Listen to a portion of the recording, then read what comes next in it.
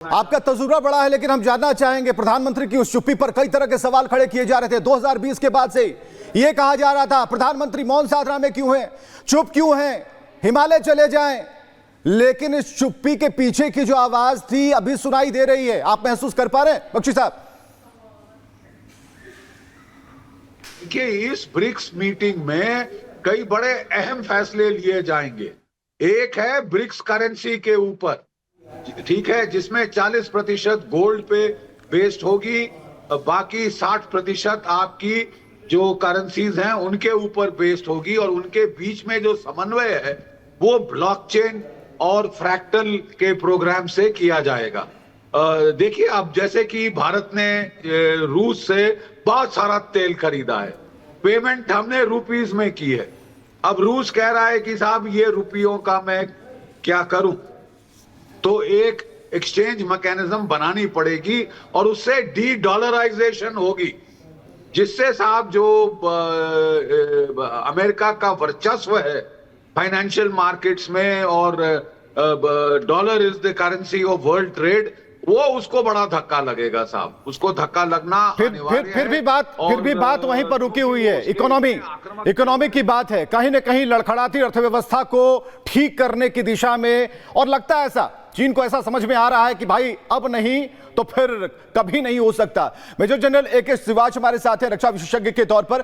सिवाच साहब, जब हम बात कर रहे हैं तो हमने कहा ना कि चैप्टर 2 है भरोसे की बात। अब तक जो भी हुआ, बातचीत हुई, जो एक्शन हमने चीन का या फिर रुख भारत के प्रति चीन का देखा है, भरोसा नहीं जम रहा। आप किस दृष्टिकोण से इसे देख पा रहे हैं? आपके चश्मे से हम इस पूरे सिनारियो को देखना चाह रहे हैं। हाँ, देखो, सच्चाई है, मैं वहां पर चीफ ऑफ स्टाफ रह चुका हूँ कोचिंग लद्दाख में।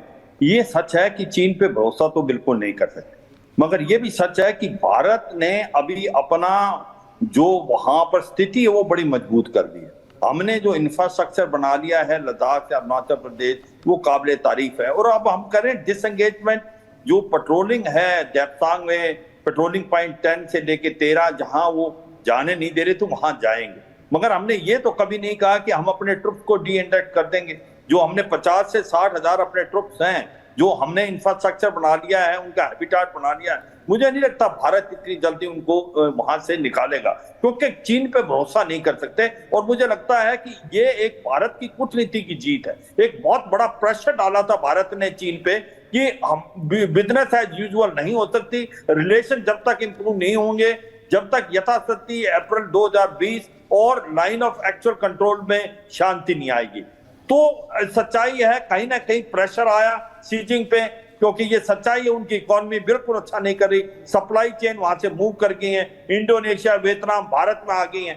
तो ऐसे में सच्चाई ये है, इनको मद्देनजर रखते हुए कि चीन के पास और कोई ऑल्टरनेटिव नहीं था। और मुझे लगता है इसमें रूस का भी एक बड़ा पॉजिटिव रोल हुआ है, क्योंकि रूस भी चाहता है कि किसी तरीके से जो वो एशिया की तरफ देख रहा, भी यूरोप से उसका ज्यादा नाता नहीं रहा है, उसका जो यूरोप में कंट्रीज हैं उनके साथ अच्छे रिलेशन नहीं है। तो ये जो गठजोड़ है भारत का, चीन का और रूस का, और ये ब्रिक्स एक बहुत ज्यादा इंपॉर्टेंट महत्वपूर्ण होने वाला है इकोनॉमी को लेके, मुझे लगता है एक बहुत बड़ी पहल है और बहुत ही अच्छी चीज है। और इससे एक 2-3 मैसेज पहुंच जाते हैं। एक तो ये कि भारत एक बदला हुआ भारत है, भारत किसी के प्रेशर नहीं आता, भारत जो है चीन के ऊपर काउंटर प्रेशर डाल सकता है। मैं अपने व्यूअर्स को यह भी बताना चाहूंगा कि गलवान के बाद हमने 28-29 अगस्त 2022 को कलात रेंज को पकड़ लिया था, और कलात रेंज एक ऐसा था जैसे हमने हाजी पीर को पकड़ा था 1965 में, क्योंकि चशूल बॉल तो बॉल हमारे हाथ में था। स्पांगुर गैप जहां से चीनी 1962 में आए थे, वो हमारे एक प्रकार कब्जे में था, फायर एंड ऑब्जर्वेशन से। हमने रिचिंगला, गुरंग हिल, मगर हिल सब हमारे पास ऑक्यूपाई थे। तो कहने का मतलब यह है, चीन को भारत ने बता दिया है कि भारत एक पुश ओवर नहीं है, यह भारत की डिप्लोमेसी की जीत है। और मुझे लगता है प्रेशर में आके चीन के पास कोई ऑल्टरनेटिव नहीं था, उसने वो किया जो उसको लगा कि अब उसके पास कोई चारा नहीं है। मगर भारत जो है इसको बड़े हल्के में नहीं लेगा, कोई ऐसा काम नहीं करेगा जिससे कि चीन को मौका मिले पीछे से छुरा घोंपने का, इसलिए डी इंडक्शन नहीं होगी, डिसएंगेजमेंट होगी देवसांग और दमचौक के एरिया में। और सबसे इंपॉर्टेंट चीज है कि ये जो ब्रिक्स समिट है ये गेम चेंजर होने बिल्कुल वाली है। गेम चेंजर साबित हो सकता है। दीपक बोहरा जी हमारे साथ मौजूद हैं। दीपक जी, यहां पर गेम चेंजर साबित होगा, लेकिन जिस डिप्लोमेसी की बात की जा रही है भारत के तरीके से, यहां पर भारत और अमेरिका को अगर हम देखें तो कहीं ना कहीं ये जो एक झुकाव चाइना ने, चीन ने महसूस किया, वो कहीं ना कहीं उसके दिल में एक डर बैठा हुआ है। वो भी किसी एक ऐसे व्यक्ति, एक ऐसे देश, एक ऐसे प्रतिनिधि की तलाश कर रहा था, और वो मौका शायद आज मिल गया है चीन को। सर, आप ये जानते हैं कि हमने बड़े स्पष्ट रूप से विदेश मंत्री हमारे ने कह दिया है कि हम डी डॉलराइजेशन में विश्वास नहीं करते। हमारी होल्डिंग $700 बिलियन से ज्यादा है, तो हम डॉलर को अभी बाहर नहीं फेंकना चाहते। ब्रिक्स करेंसी हो जाए, लेकिन उसके साथ साथ जिएगा। अब ये गेम चेंजर जो शब्द है, विद ड्यू रिस्पेक्ट, मैं इसका मतलब नहीं समझता हूं। तो वो जो सिचुएशन जैसी डेवलप हो रही है वैसी होती रहेगी। 2 दिन के अंदर या 3 दिन के अंदर दुनिया नहीं बदलेगी। लेकिन ये सच है कि 4 फाउंडिंग मेंबर्स ऑफ ब्रिक्स वो आए हैं वहां पर, वो पार्टिसिपेट करेंगे इस मीटिंग के अंदर। और दूसरी तरफ जो 4 नए मेंबर्स हैं वो भी आएंगे। 30 से ज्यादा देश मेंबरशिप लेना चाहते हैं। मैं ब्रिक्स को ऐसा कहता हूं सर, 25% दुनिया के एक्सपोर्ट, 35% दुनिया का एरिया, 45% दुनिया की पॉपुलेशन, 65% दुनिया का जीडीपी। तो एक बहुत महत्वपूर्ण संस्था है और आप सारी दुनिया बड़े ध्यान से देखेंगी क्या ये एक ऑल्टरनेटिव हो सकता है। मैं आपको बता देता हूं, हम ग्लोबल साउथ की बात करते हैं, 130 देश उसके सदस्य हैं। वो नाखुश हैं कि जो सिस्टम बना था दूसरे विश्व युद्ध के बाद, ये लोग जो गरीब देश हैं, जो डीकॉलोनाइज थे, वो वहीं के वहीं बैठे हैं जहां पर वो थे जब आजाद हुए, जबकि पश्चिमी देश और डेवलप्ड कंट्रीज आगे बढ़ रहे हैं। तो अब वो एक नया सिस्टम चाहते हैं। और मेरा मानना है सर कि वो भारत पर पूरी तरह से भरोसा करते हैं। हम लीडर हैं ग्लोबल साउथ के।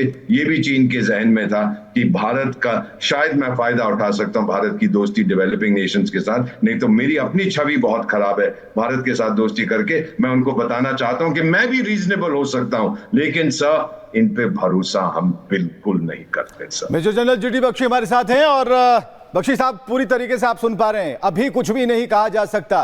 पेट्रोलिंग की बात की जा रही है, दोनों ही सेनाएं, दोनों देशों की सेनाएं अपने अपने पोजीशन पर होंगी, लेकिन क्या किस तरह के पोजीशन पर होंगी, कैसे देख रहे हैं इसे?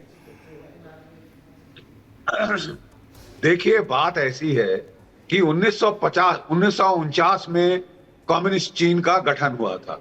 1950 में वो तिब्बत पर चढ़ बैठा था, ठीक है। और तब से जो है हमारी जो है सरदर्द बन के रहा है। और कितना सारा हमारा इलाका ऑक्साइड चीन में खा गया।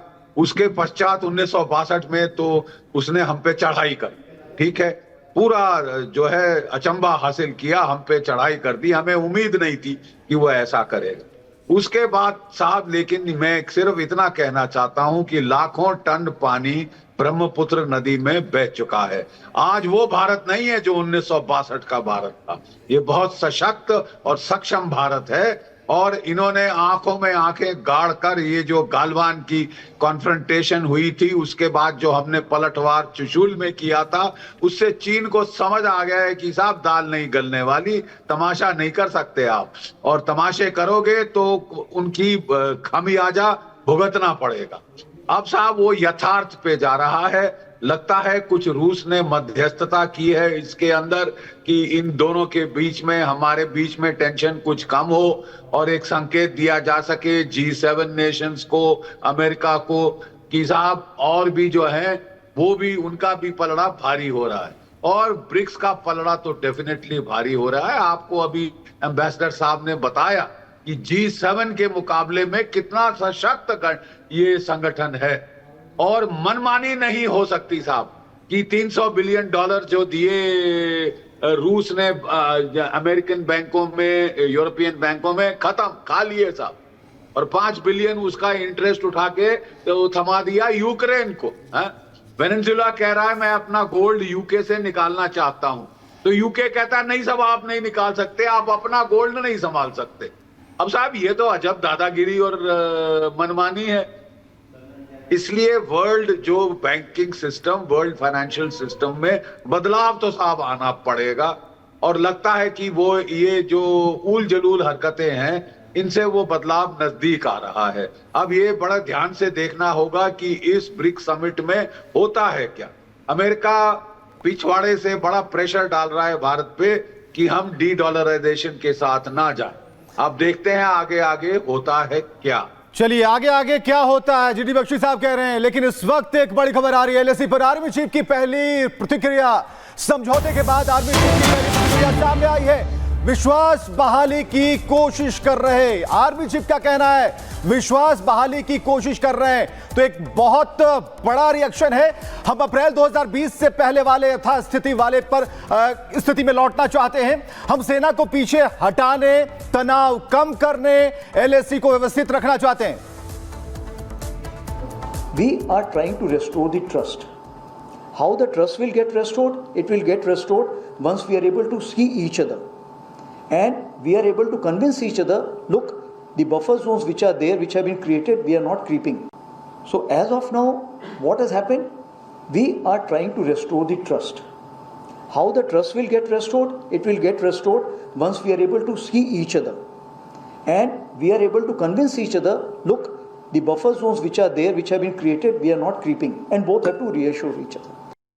चलिए फिर एक बार जीडी बख्शी साहब के पास चलते हैं। जीडी बख्शी जी, जहां आपने छोड़ा था वहीं पर हम फिर से आपको पकड़ने की कोशिश करते हैं। यहां पर कहा अगर हालात सुधरते हैं, भारत की कोशिश है, भारत यह कह रहा है हम हर मुमकिन कोशिश करेंगे उसी स्थिति में पहुंचने के लिए जो हमारे लिए बेहतर था। लेकिन इस वक्त जो कहा जा रहा है, आपने पूरे बयान को सुना, पूरा रिएक्शन सुना। नहीं देखिए साहब, बिल्कुल मैं फिर एम्बेसडर दीपक वोरा साहब का वो मुहावरा कोट करना चाहूंगा, trust but verify. Trust but verify, जहां 75 साल का जहां वैमनस्य, वैर और विश्वासघात रहा है एक के बाद एक, तो वो एक दिन में कि आप बोले साहब काया पलट जाएगी, तो वो तो नहीं होगा, बिल्कुल नहीं होगा। हाँ, हम लोग क्योंकि चीन की तरफ से पहल हुई है, वो भी कह रहे हैं काफी हो गया साहब, हमारी भी अच्छी धुनाई हुई है गलवान में, दूसरी जगह, इतने शब्दों में ना कहें लेकिन उनके एक्शंस स्पीक फॉर देमसेल्व्स। तो वो भी अब चाहते हैं कि साहब वो जरा जो पंगा उन्होंने ले लिया था उससे बैक ट्रैक करें। वो भी ताइवान की तरफ देखना चाहते हैं, अमेरिका की तरफ और साउथ चाइना सी की तरफ तवज्जो देना चाहते हैं। क्वाइट ऑब्वियसली भारत को छेड़कर वो ऐसा नहीं कर सकते साहब, वो अपनी सर दर्द भारी मोल। चलिए, भारत पहले ही कह चुका है, बहुत बहुत शुक्रिया आप सभी का आने के लिए और इस चर्चा में शामिल होने के लिए। भारत पहले ही कह चुका है कोई छेड़ेगा तो छोड़ेंगे नहीं, लेकिन भारत शांति प्रिय देश है और नरेंद्र मोदी उसके मुखिया हैं। तो कुल मिलाकर इंतजार करना होगा उस एक्शन के